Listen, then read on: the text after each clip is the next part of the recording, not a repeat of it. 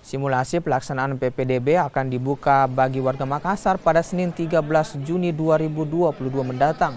Ini dilakukan agar para orang tua bisa belajar tata cara pendaftaran PPDB untuk anak mereka yang ingin bersekolah ke tingkat SD ataupun SMP.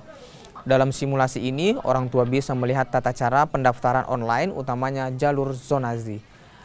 Dinas Pendidikan Kota Makassar pun menghimbau agar para orang tua mengikuti simulasi PPDB agar mengurangi kesalahan saat PPDB resmi dibuka. PPDB sendiri atau PPDB jalur zonasi dijadwalkan akan dibuka mulai tanggal 20 Juni hingga 22 Juni atau selama 3 hari.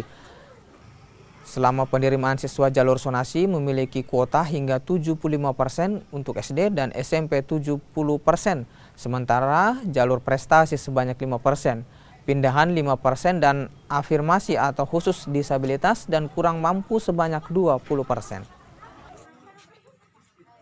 6 hari, jadi kami pakai 3 hari untuk SD, 3 hari untuk ini.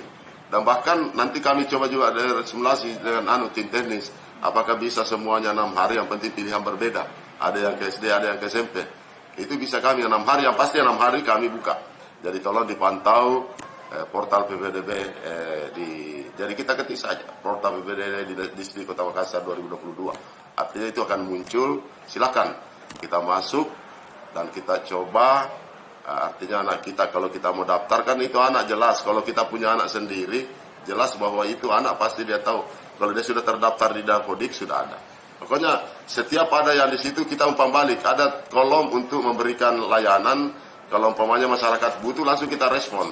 Ya, jadi kita berikan tutukan karena harapan bahwa 6 hari ini kita manfaatkan simulasi dan sosialisasi sekaligus nanti pada saat hari H masyarakat lagi tidak direpotkan dengan begitu dia masuk langsung.